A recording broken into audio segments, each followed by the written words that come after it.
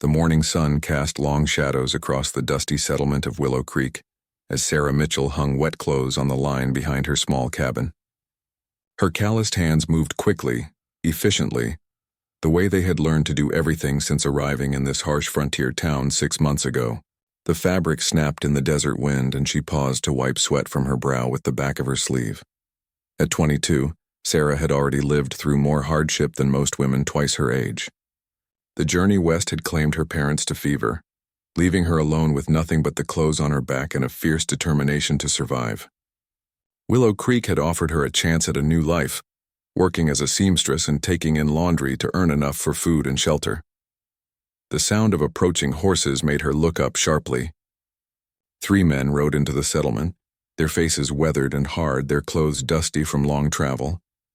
Sarah recognized the type immediately: bounty hunters, men who made their living tracking down those who had fled from their past lives. Her stomach tightened with familiar fear. The leader, a tall man with a graying beard and cold blue eyes, dismounted near the general store. Sarah could hear his voice carrying across the dusty street as he spoke to the shopkeeper, showing him something, probably a photograph or a drawing. Her heart began to race as she realized what was happening. Tom Bradley, the man she had escaped from back in Kansas, had found her. Sarah's hands trembled as she continued hanging clothes, trying to appear normal while her mind raced. Tom had bought her father's debts after the farm failed, and according to the law that gave him certain rights over her family's remaining assets, including her. The arrangement was legal but felt like slavery to Sarah. She had run the night before Tom could force her into a marriage that would make his claim on her permanent. The bounty hunter was asking questions now, and Sarah could see the shopkeeper pointing in different directions, indicating where the single women in town lived. It wouldn't be long before they came to her door. Moving as casually as she could manage, Sarah walked back toward her cabin, her mind working frantically. She had perhaps an hour, maybe less, before they found her. The small amount of money she had saved was hidden under a loose floorboard, along with her father's old pistol. But 3 armed men against 1 woman, the odds were impossible. As she reached her door, Sarah noticed something that made her pause. Fresh horse tracks led around the back of her cabin, different from the bounty hunter's horses. Someone else had been here recently. Her neighbor, old Pete Carson, was standing by his fence, and when their eyes met, he gave an almost imperceptible nod toward the hills beyond town. Sarah understood. The Apache. For weeks she had been aware of being watched. Nothing threatening, just a presence in the hills, a figure sometimes glimpsed at the edge of vision. Pete had told her it was one of the Apache warriors from the nearby reservation, a man called Nightwolf by his people. Pete seemed to know more about the situation than he let on, but he had assured her that the Apache meant no harm. He's curious about the white woman who works so hard and asks for nothing from anyone, Pete had said with a knowing smile. Apache respect strength. Now, as the bounty hunters spread out through the town, Sarah realized that her unknown watcher might be her only hope.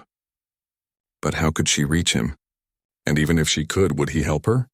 She slipped inside her cabin and quickly gathered her few precious possessions: her mother's locket, the small amount of money, and her father's gun.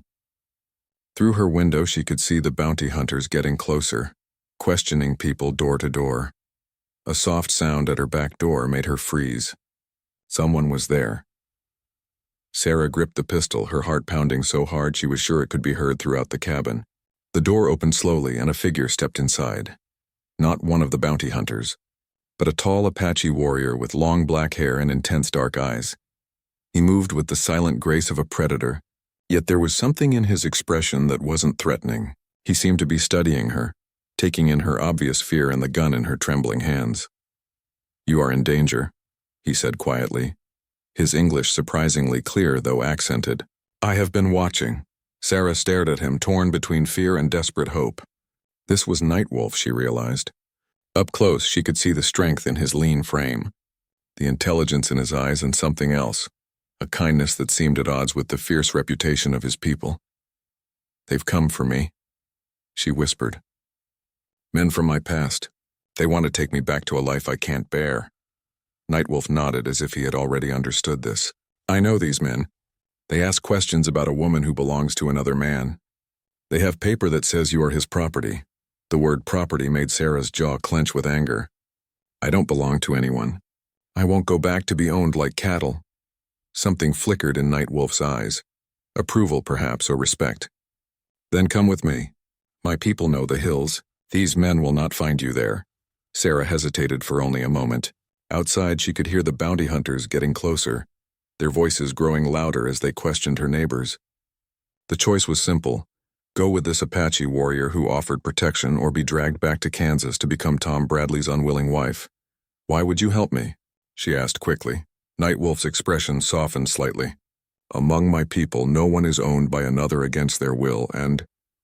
He paused as if choosing his words carefully. I have watched you work, seen your spirit. You do not give up when things are hard. This is respected. The sound of boots on her front porch made the decision for her. Sarah grabbed her bundle of possessions and moved toward the back door where Nightwolf waited. As she reached him, she could hear the bounty hunters calling her name from the front of the cabin. Nightwolf led her quickly through the back door and toward the hills, moving with sure steps along paths she hadn't even known existed. Behind them, Sarah could hear the men breaking down her front door, their angry shouts echoing across the settlement as they realized their quarry had escaped. As they climbed higher into the rocky terrain, Sarah looked back once at the small cabin that had been her home for 6 months. She was leaving behind the only security she had known since her parents' death, trusting her life to a man she barely knew. But for the first time since the bounty hunters had arrived, she felt something other than fear. She felt the possibility of freedom. The Apache camp lay hidden in a canyon, where red rock walls rose like protective arms around a cluster of traditional dwellings. Sarah had never seen anything like it. The careful way the structures blended with the natural landscape, the quiet efficiency with which the people moved about their daily tasks, the sense of harmony between the inhabitants and their harsh environment. Nightwolf led her to the edge of the camp, where they were met by an elderly woman with silver-streaked hair and eyes that seemed to see everything. She spoke rapidly to Nightwolf in Apache, her tone questioning but not hostile. Sarah caught her own presence being discussed, along with what sounded like explanations from Nightwolf. This is Grandmother Ayana, Nightwolf said to Sarah. She leads the women of our band. She will decide if you can stay. The old woman approached Sarah, studying her with those penetrating eyes. She reached out and touched Sarah's hands, feeling the calluses from hard work, then examined her simple clothing and the small bundle she carried. Ayana spoke again to Nightwolf, her voice thoughtful. She says you have the hands of a worker, not a soft white woman who expects to be served, Nightwolf translated. This is good. But she wants to know why you run from your own people. Sarah took a deep breath, trying to find words that would make sense to people from such a different culture. I was sold to pay my father's debts.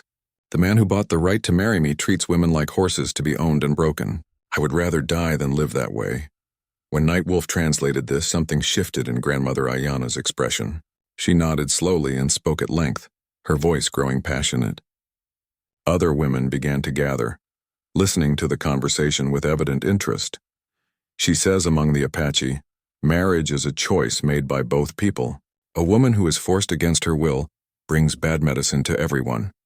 She says you may stay, but you must earn your place like anyone else. Relief flooded through Sarah, though she tried not to show it too openly. I'll work. I'll do whatever is needed. Over the following days, Sarah discovered that life in the Apache camp was unlike anything she had known. The women worked constantly, but there was a rhythm to it that felt natural rather than oppressive. They tanned hides, gathered plants for food and medicine, wove baskets with intricate patterns, and cared for children with a communal devotion that touched Sarah's heart. Ayana took charge of teaching Sarah the essential skills. The old woman was patient but demanding, showing Sarah how to identify edible plants, how to prepare traditional foods, and how to move quietly through the terrain. Sarah's hands, already toughened by frontier life, adapted quickly to these new tasks. Nightwolf appeared regularly at the camp, always with news of the outside world. The bounty hunters had searched Willow Creek thoroughly before expanding their hunt to the surrounding area. They had questioned everyone, offered rewards for information, and made threats about harboring fugitives. But the people of Willow Creek, particularly old Pete Carson, had claimed complete ignorance about Sarah's whereabouts. They are angry, Nightwolf reported one evening as the camp gathered around cooking fires. They have sent word back east for more men.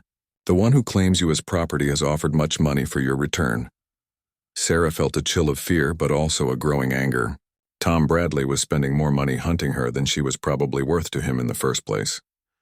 This was about control, about his wounded pride at being defied by a woman he considered his possession. As weeks passed, Sarah found herself settling into the rhythms of Apache life. She learned to distinguish between the calls of different birds, to read weather signs in the clouds, and to move through the desert without leaving obvious tracks. The women gradually accepted her presence, especially after she proved her willingness to take on the hardest and most unpleasant tasks without complaint. But it was her growing relationship with Nightwolf that surprised her most. He would appear at the camp in the evenings officially to report on the bounty hunters' activities, but Sarah noticed that his visits grew longer and their conversations more personal.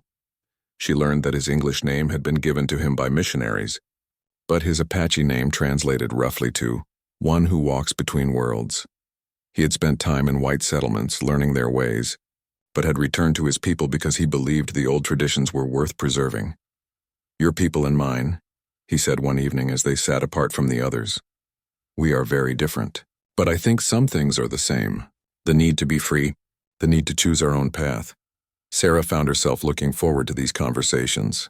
Nightwolf had a quiet intelligence that reminded her of her father, but there was also a strength about him that made her feel safe in a way she hadn't experienced since childhood. One morning, Grandmother Ayana approached Sarah with a serious expression. She spoke for several minutes, gesturing toward the desert beyond the camp, then toward Sarah herself. "She says the bounty hunters are getting closer," Nightwolf translated when he arrived later. "They have Apache scouts working for them now, men who have been cast out from other bands. It is no longer safe for you here."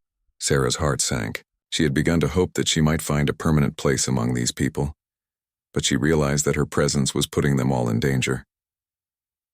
"I should leave," she said quietly. "I won't bring trouble to people who have been kind to me." Nightwolf and Ayana exchanged a long look, and Sarah sensed some kind of communication passing between them that she didn't understand. Finally, the old woman spoke again, her tone decisive. "She says there is another way," Nightwolf translated, "but it would mean giving up any chance of returning to white society. She asks if you are prepared for such a choice." Sarah thought of Tom Bradley, of the life of servitude that awaited her if she were caught, of the narrow options available to unmarried women in white settlements. Then she looked around the camp, at the women who had accepted her, at the children who had begun to smile when they saw her, at the man who had risked his own safety to help a stranger. "What kind of choice?" she asked. Ayana spoke again, and this time Sarah caught a few words she had learned, words that seemed to relate to marriage and protection and belonging. Nightwolf was quiet for a long moment before translating. "She says if you became my wife, according to Apache law, you would be under the protection of the band. No outsider could take you without starting a war, but this would mean leaving your old life completely behind." Sarah stared at him, her heart racing. The proposal was practical, meant to solve her immediate problem of safety, but looking into Nightwolf's eyes, she sensed there might be more to it than mere convenience. "And what do you say?" she asked softly. "Is this what you want?" Nightwolf's expression grew intense. "I have watched you for months. I have seen your courage, your strength, your refusal to be broken by hardship. Among my people, these are the qualities we value most in a partner. Yes, it is what I want." The sound of horses approaching made them all turn. A scout was riding hard toward the camp, and even from a distance, Sarah could see the urgency in his posture. The bounty hunters had found them. The scout's horse was lathered with sweat as he pulled up before the gathered Apache. His words came in rapid bursts, and Sarah didn't need translation to understand the urgency. She could see it in the immediate response of the camp. Women quickly gathering children, men checking weapons, the elderly moving toward better defensive positions. 12 men, Nightwolf translated grimly. "They have found our trail and will be here before sunset. They carry papers from the territorial government, claiming legal authority to search for you." Grandmother Ayana spoke sharply, her voice cutting through the growing tension. The other women nodded in agreement, their faces set with determination. "She says we will not hand you over to men who would treat a woman like traded goods. Nightwolf explained, but she also says we cannot afford a battle that might bring the cavalry down on our people. Sarah felt the weight of responsibility crushing down on her. These people had shown her kindness and protection, and now her presence threatened everything they had built in this hidden canyon. I won't let them fight for me, she said firmly. I'll go out and surrender myself before I let anyone here get hurt. The words had barely left her mouth when Nightwolf grabbed her arm, his grip gentle but firm. No, there is still the other way. Ayanna stepped forward and placed a weathered hand on Sarah's shoulder, speaking in a voice that carried absolute authority. Even without understanding the words, Sarah could hear the compassion and strength in the old woman's tone. She says the choice must be made now. Nightwolf translated, if you will accept our ways, if you will truly become one of us, then you will have the full protection of the band. But once this path is chosen, there can be no going back to the white world. Sarah looked around the circle of faces watching her. These people were offering her more than just safety. They were offering her a place to belong, a chance to be valued for who she was rather than owned for what she represented. But they were also asking her to abandon everything familiar, to step into a world that white society would consider savage and uncivilized. The distant sound of approaching horses made the decision urgent. Sarah could hear them now, getting closer, the jingle of spurs and bridles carrying on the desert wind. Yes, she said, her voice steady despite her racing heart. I choose this life. I choose you. What happened next moved with the swift efficiency of a people who had learned to adapt quickly to changing circumstances. Ayanna called out instructions and several women hurried to gather specific items. Nightwolf disappeared briefly and returned with an older man Sarah recognized as the band's chief, along with 2 other warriors who served as witnesses. The marriage ceremony was unlike anything Sarah had ever imagined. There were no flowers or fancy dress, no church or lengthy vows. Instead, there was something far more powerful, a ritual that seemed to connect her not just to Nightwolf, but to the land itself and to the community that would now be her people. Ayanna painted symbols on Sarah's hands and forehead with red clay mixed with sacred plants. Nightwolf's face bore similar markings. The chief spoke words in Apache that seemed to call upon the spirits of ancestors and the forces of nature to bless their union. He asks the sky and earth to witness that you are now husband and wife according to the old laws, one of the warriors translated quietly. He says you are bound not just to each other, but to the people and the land. When the brief ceremony concluded, Sarah felt a profound shift inside herself.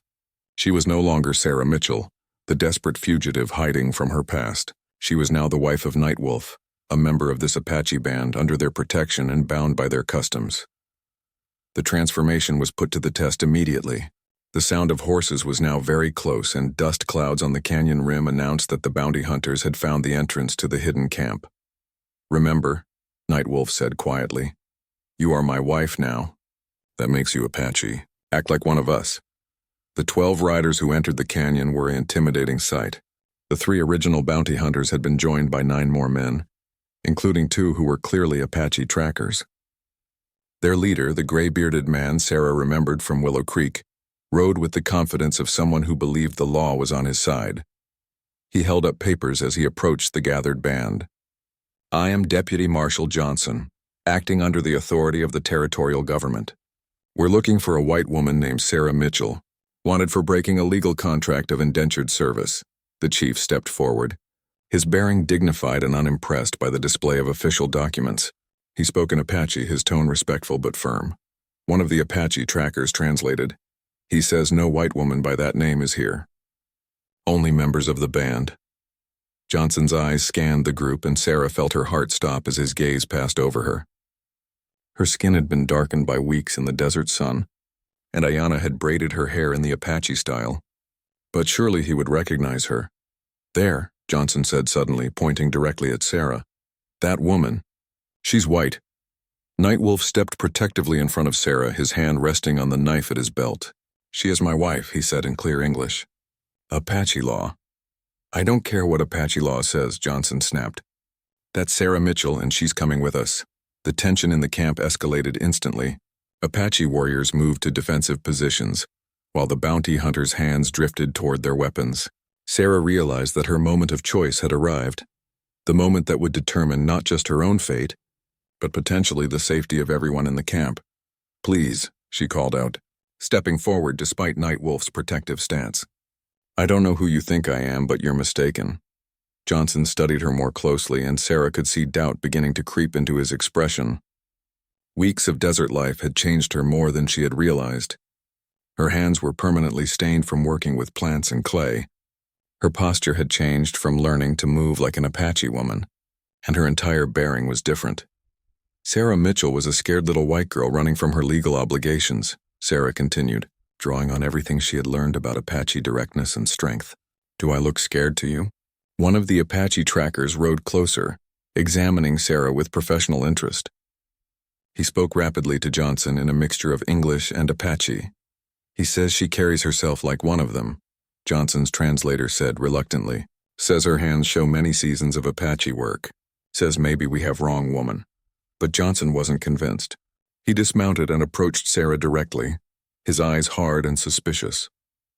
"If you're not Sarah Mitchell, then you won't mind if we search the camp thoroughly. Make sure she's not hiding somewhere." It was Grandmother Ayana who ended the standoff. The old woman stepped forward and spoke with such authority that even the mounted bounty hunters seemed to listen. Her words rang across the canyon, passionate and unwavering. "She says," the Apache tracker translated reluctantly, "that this woman has been daughter of the band for many seasons. She says white men who cannot tell the difference between their own women and Apache women should not be hunting anyone." The chief added his own words, and even Sarah could hear the warning in his tone. "He says you may search if you wish," the tracker continued, "but Apache hospitality has limits. He suggests you be certain of what you are looking for before you insult his people further." Johnson looked around the camp, taking in the number of armed warriors, the defensive positions they had quietly assumed, and the absolute unity of the band in protecting Sarah. After a long moment, he remounted his horse. "We'll be watching," he said finally. "If Sarah Mitchell is in these hills, we'll find her." As the bounty hunters rode away, Sarah felt Nightwolf's arm slip around her waist. She was shaking, she realized, not from fear but from the incredible intensity of what had just happened. She was no longer Sarah Mitchell. That woman had truly ceased to exist, replaced by someone new, someone who belonged to this place and these people, someone who had been claimed and protected by a love stronger than any legal document. The weeks following the bounty hunter's visit brought an unexpected peace to the canyon. Sarah threw herself into learning everything she could about Apache life, driven by both gratitude and a growing genuine love for the culture that had embraced her. Under Ayana's patient guidance, she mastered the art of preparing traditional foods, learned to identify dozens of desert plants and their uses, and began to understand the complex social structures that governed the band. Her relationship with Nightwolf deepened during this time.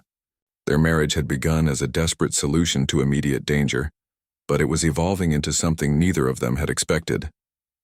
In the evenings, when the day's work was done, they would walk together to a high ridge overlooking the canyon, sharing stories of their different worlds. "I never thought I would marry a white woman," Nightwolf admitted one evening as they watched the sunset paint the desert sky in brilliant oranges and purples. "I always believed I would choose someone from my own people, someone who understood our ways from birth." Sarah felt a flutter of uncertainty. "Do you regret it?"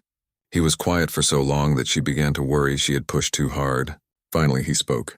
"I regret that you had to run from your people to find safety.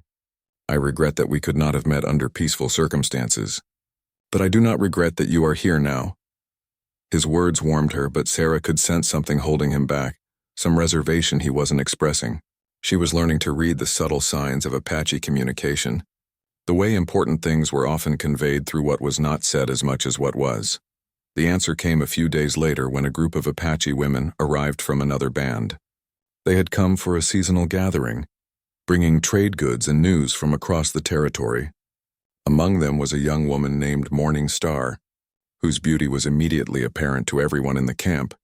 Sarah watched as Morning Star greeted Nightwolf, noting the familiarity between them, the way the other Apache women smiled knowingly at their interaction. It didn't take long for Ayana to quietly explain the situation. "They were promised to each other as children," the old woman said gently. "It was arranged by their families before the white soldiers came and changed everything. Morning Star has waited for him to fulfill that promise. The revelation hit Sarah like a physical blow. She had not just married Nightwolf. She had unknowingly stepped into the middle of a prior commitment, disrupting arrangements that went back years. No wonder some of the band members had seemed reserved about her presence. That evening, Sarah sat apart from the communal fire, struggling with feelings of guilt and uncertainty. She had thought she was building a new life, but perhaps she was just creating more complications for people who had already suffered enough disruption from the white world. Nightwolf found her there as the stars emerged in the clear desert sky. He sat beside her without speaking, following the Apache custom of allowing silence before important conversations. "She's beautiful," Sarah said finally, "and she knows your world in ways I never will." "Yes," Nightwolf agreed simply. "She is all of those things." His honesty stung, but Sarah appreciated it more than false reassurance would have. "Your people must think I've stolen something that wasn't mine to take." Nightwolf considered this carefully. "Some do think this, but others remember that the old ways also taught us to adapt when the world changes. My grandmother always said that the spirits sometimes send us what we need, not what we expected." They sat in comfortable silence for a while, watching the camp below where Morning Star was entertaining the children with traditional stories. Her voice carried clearly in the night air, melodic and practiced in ways that reminded Sarah of the vast cultural gap she was still learning to bridge. "What will happen now?" Sarah asked. "Morning Star's father will come tomorrow to discuss the broken promise," Nightwolf said. "According to tradition, compensation must be offered for changing an agreement made in childhood." Sarah felt a chill that had nothing to do with the desert night. "What kind of compensation?" "Usually horses, weapons, or other valuable goods. But in this case," he paused, choosing his words carefully, "her father might demand that I set aside this marriage and honor the original agreement." The possibility that she might lose everything she had found hung between them like a physical presence. Sarah realized that despite the practical nature of their union, she had come to care for Nightwolf more deeply than she had admitted to herself. The next morning brought Morning Star's father, chief of a larger band from the eastern mountains. White Buffalo was an imposing man whose presence commanded immediate respect. He rode into the canyon with a small group of warriors, their arrival formal and ceremonial. Sarah watched from a distance as the two chiefs met, noting the careful protocols that governed such encounters. She understood enough Apache now to catch fragments of the conversation, references to old agreements and changed circumstances. Nightwolf was called forward to speak for himself, and Sarah could see the tension in his posture as he addressed the assembled leaders. Morning Star stood with her father, her beauty even more striking in the formal gathering, her bearing that of a woman confident in her place in the world. The discussion continued for hours, with various band members offering their perspectives. Sarah noticed that Ayanna spoke passionately on her behalf, gesturing toward the work Sarah had done and the skills she had learned. Other voices seemed less supportive, particularly among Morning Star's relatives. Finally, White Buffalo called for Nightwolf and Sarah to approach together. The crowd fell silent as the chief studied them, his weathered face revealing nothing of his thoughts. "I am told," he said in careful English, clearly for Sarah's benefit, that this woman fled from her own people to avoid being owned like a horse. "Is this true?" Sarah lifted her chin, meeting his gaze directly. "Yes, it's true. I would rather die than live as property." White Buffalo nodded slowly. "And I am told that you chose to become Apache, to accept our ways completely. Is this also true?" "Yes," Sarah said without hesitation. "These people saved my life and gave me a place to belong. I've tried to prove myself worthy of that gift." The chief turned to Nightwolf. "And you, young warrior, do you stand by this choice, even though it means breaking a promise made by your family?" Nightwolf's voice was steady and strong. "I stand by it. This woman has shown courage and strength. She has adapted to our ways and earned her place among us. I would be honored to have her as my wife under any circumstances." White Buffalo exchanged a long look with his daughter, and Sarah caught a brief conversation between them in rapid Apache. Morning Star's response seemed to surprise him, and he asked her several questions before nodding thoughtfully. "My daughter has something to say," White Buffalo announced. Morning Star stepped forward, her posture proud and graceful. When she spoke, her voice carried clearly across the gathered crowd. Ayana translated quietly for Sarah. She says the old promise was made when they were children, before either of them could choose for themselves. She says she has watched Nightwolf with his new wife and sees that he has found happiness. She asks to be released from the childhood agreement so she can choose her own path. The crowd stirred with surprise at this unexpected development. Sarah felt a mixture of relief and admiration for the young woman's courage in speaking up for her own desires. But White Buffalo was not finished. "The broken promise still requires compensation," he said firmly. "This is not about my daughter's wishes, but about honor between families." The chief outlined his demands: horses, silver jewelry, and weapons of significant value. As he spoke, Sarah realized that Nightwolf's family could not possibly afford such compensation. The marriage that had saved her from one form of slavery might cost him everything he owned. Before Nightwolf could respond, Sarah stepped forward, her heart pounding but her voice clear. "I offer myself as compensation," she said, causing a ripple of shock through the crowd. "Not as a wife, but as a sister to Morningstar's band. I'll work for her family for 1 year, using the skills I've learned to contribute to their welfare. At the end of that time, if I've proven my worth, the debt will be considered paid." The proposal was unprecedented, and Sarah could see both chiefs struggling to fit it into their understanding of traditional law. But there was a practical wisdom to it that appealed to the Apache sense of justice. White Buffalo considered the offer for a long moment before turning to his daughter. Morningstar's response was immediate and enthusiastic, and Sarah didn't need translation to understand that the young woman approved of the arrangement. "It is acceptable," White Buffalo said finally, "but you will come with us now, to begin serving this debt immediately." Sarah felt her heart break as she realized what this meant. She would have to leave Nightwolf, leave the canyon that had become home, and go with strangers to prove herself all over again. But it was the only way to preserve the honor of both families and protect the man she had come to love. The journey to White Buffalo's mountain camp took 3 days through terrain that grew increasingly rugged and beautiful. Sarah rode between 2 of Morningstar's cousins, warriors who had initially regarded her with suspicion but gradually warmed to her as they observed her horsemanship and her uncomplaining acceptance of the harsh travel conditions. Morningstar herself proved to be far different from what Sarah had expected. Rather than resenting the woman who had disrupted her arranged marriage, she seemed genuinely curious about Sarah's background and eager to learn about life in the white settlements. "You really ran away from a man who owned you?" Morningstar asked on the second evening as they sat by the campfire. Sarah nodded, stirring the stew she had prepared for the group. "The law said he had the right to marry me because of my father's debts. But laws made by men don't always serve justice." Morningstar translated this for her father, who listened thoughtfully before responding. "He says among our people, forced marriage brings bad medicine to everyone. Better to let people choose, even if it changes old agreements." This philosophy seemed to guide White Buffalo's band in many ways.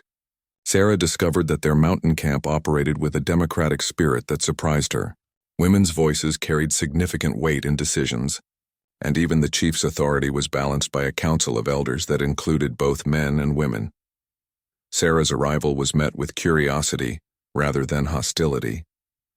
The band had heard stories about the white woman who had become Apache, and they watched her closely to see if the tales were true.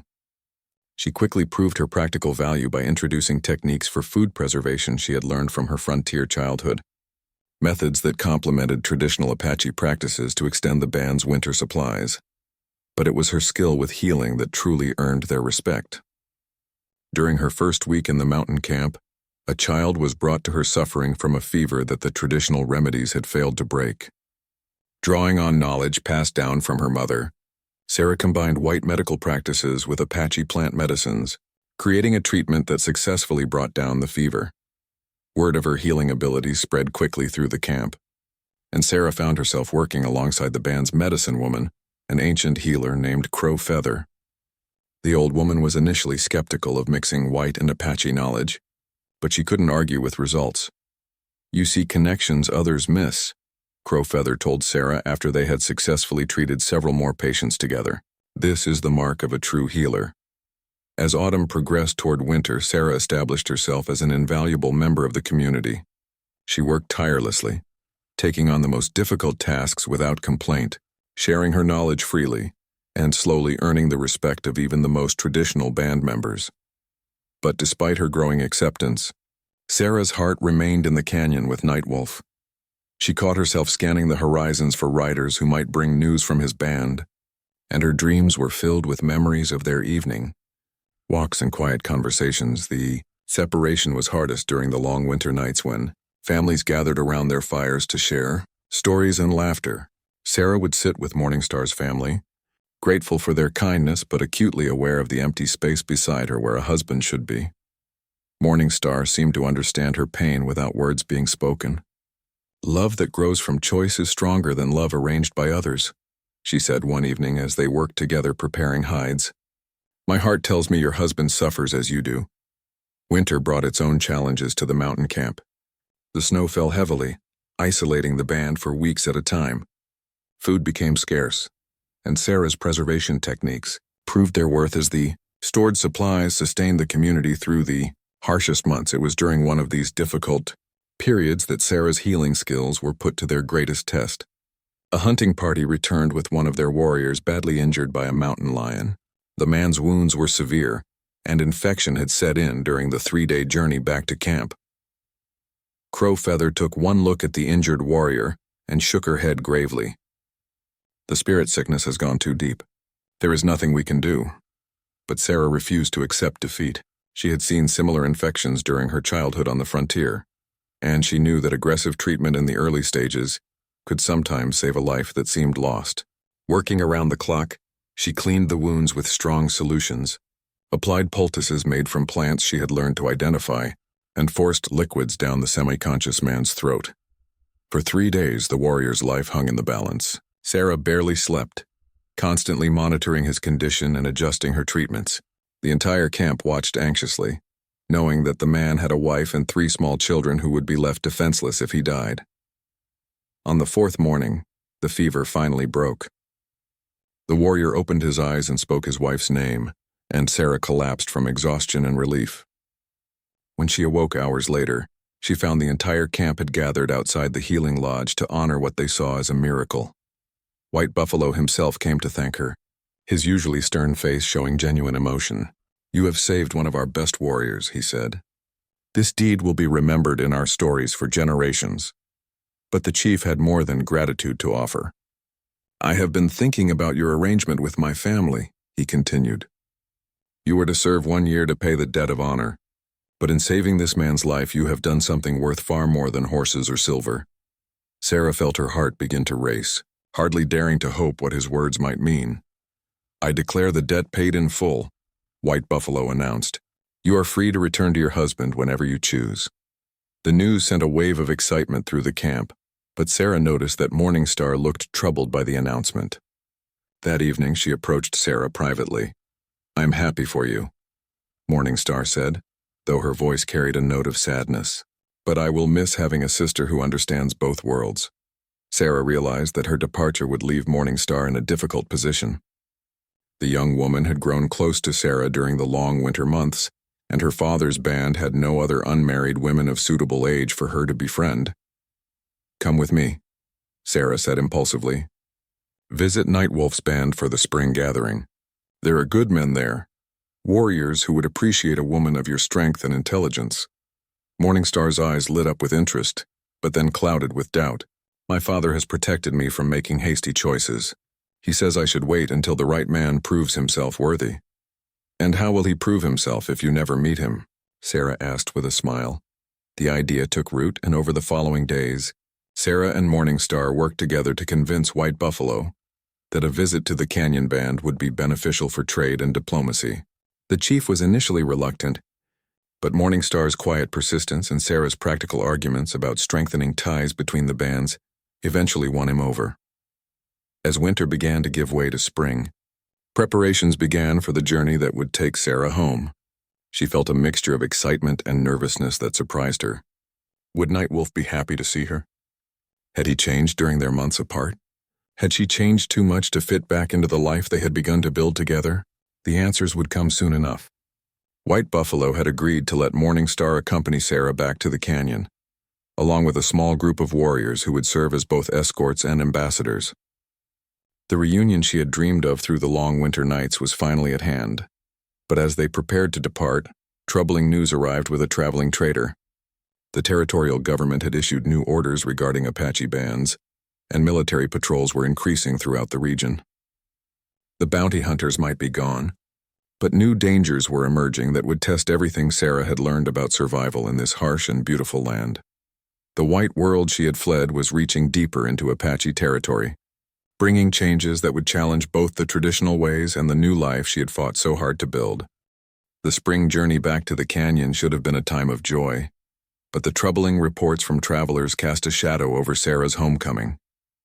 Military patrols were indeed increasing, and several Apache bands had been forced to relocate to government reservations under threat of armed conflict. Morning Star rode beside Sarah, her excitement about visiting a new band tempered by worry about the changing political situation. "My father says the white soldiers want to control all Apache movement," she said as they navigated a particularly treacherous mountain pass. "He fears there will be war." Sarah felt the weight of responsibility for bringing these complications into Apache territory. Her flight from the white world had been personal, but the consequences were becoming larger than any individual story. Their escort of warriors maintained constant vigilance, and Sarah noticed they avoided the usual travel routes, taking hidden paths that added days to their journey. The leader of their group, a seasoned fighter named Grey Wolf, explained their caution during one evening camp. "The soldiers have Apache scouts working for them now," he said grimly. "Men who have forgotten the old ways and serve the bluecoats for money and promises. We cannot trust that our movements remain secret." When they finally reached the familiar red walls of the canyon, Sarah's heart soared despite her worries. The hidden camp looked exactly as she remembered, and she could see people moving about their daily tasks with the same peaceful efficiency that had first impressed her. Nightwolf appeared at the canyon rim before their party had fully descended, as if he had been watching for her return every day. Sarah felt tears sting her eyes as she saw him, noting how the months had changed him. He looked leaner, more serious, with new lines around his eyes that spoke of worry and responsibility. Their reunion was complicated by the presence of the escort and the formal nature of Morning Star's visit. Apache protocol required that guests be properly welcomed before personal matters could be addressed. So Sarah had to wait through an elaborate ceremony of greeting and gift exchange before she could speak privately with her husband. When they finally found themselves alone on their old evening ridge, the awkwardness between them was palpable. Months of separation had created a distance that couldn't be bridged with a simple embrace. "I wasn't sure you would return," Nightwolf said quietly, his eyes fixed on the desert horizon rather than her face. "I promised I would," Sarah replied, though she heard the uncertainty in her own voice. "Promises made under pressure are not always kept when freedom returns," he said. "You proved yourself worthy of any life you might choose. White Buffalo's messengers spoke of your healing skills, your courage during the hard winter. You could marry any warrior in his band." Sarah realized that Nightwolf had been tormented by the same doubts that had plagued her during the long winter nights. The separation had given both of them time to question whether their hasty marriage had been based on genuine feelings or simply desperate circumstances. "Is that what you want?" she asked. "For me to choose a different life?" Now Nightwolf did look at her, and Sarah saw the vulnerability he was trying to hide behind his warrior's composure. "I want you to be happy. I want you to choose freely, without debt or obligation influencing your decision." The honest admission broke through the barriers between them. Sarah reached for his hand, feeling the familiar strength in his calloused fingers. "I am choosing freely," she said. "I'm choosing you, this life, this place. Not because I have to, but because it's where my heart belongs." Their second wedding, held the next evening, was very different from their first desperate ceremony. This time, the entire band participated in a celebration that lasted deep into the night. Morning Star proved to be a delightful addition to the festivities, her laughter and stories charming everyone who met her. Sarah noticed that several of the young warriors paid particular attention to their visitor, especially Swift Arrow, Nightwolf's cousin, who seemed completely captivated by Morning Star's combination of beauty and intelligence. But the celebration was interrupted by the arrival of an exhausted messenger from the territorial capital. The man carried official papers that chilled everyone who heard them read aloud. The territorial government was implementing a new policy regarding Apache bands. All groups were required to register with military authorities and accept assigned reservation boundaries. Those who refused would be considered hostile and subject to military action. The deadline for compliance was only 6 weeks away. Chief Standing Bear called an immediate council meeting to discuss the crisis. The band's leaders gathered in the largest lodge, their faces grave as they considered their limited options. "If we register, we lose our freedom to move with the seasons," Standing Bear said. "We become prisoners on land that may not support our traditional ways. If we don't register, we become hunted outlaws," Gray Wolf pointed out. "The soldiers have better weapons and more men than we can gather." Night Wolf spoke up from his place in the circle. "There is a third choice. We could leave this territory entirely, go north to the lands where our Apache cousins still live freely. That means abandoning everything we have built here," one of the elders protested. "Our sacred places, our ancestors' graves, the hidden camps our fathers chose for their protection."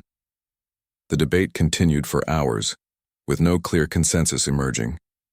Sarah listened from the women's section, her heart heavy as she realized that her presence might have contributed to this crisis.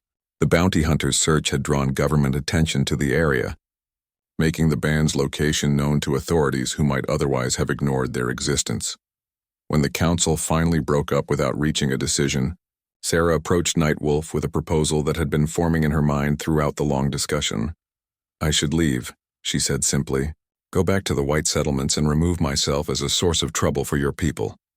Night Wolf's reaction was immediate and fierce. "No, you belong here now. You are Apache." "But I'm also the reason the government is paying attention to this area," Sarah insisted. "If I disappear, maybe they'll lose interest." "And where would you go?" Night Wolf demanded. "Back to the man who claimed to own you? Back to a world that offers women no choices?" Sarah hadn't thought that far ahead, but she knew Night Wolf was right.